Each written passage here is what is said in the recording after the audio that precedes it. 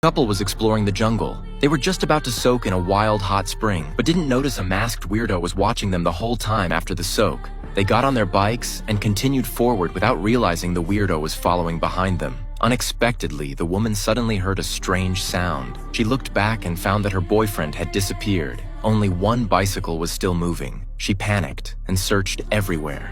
Finally, she saw him lying on the ground as if he had been attacked. Suddenly, an arrow flew over and hit the tree next to them. They started running for their lives, but the person behind them wouldn't let them go, this time hitting the man directly. Then another hunter threw an axe at the woman. Luckily, it was blocked by a tree. Right after that, she immediately jumped on her bike. She pedaled like crazy, desperately fleeing with everything she had, but she still fell into a trap set by someone else. She struggled hard in the trap, her screams echoing through the jungle.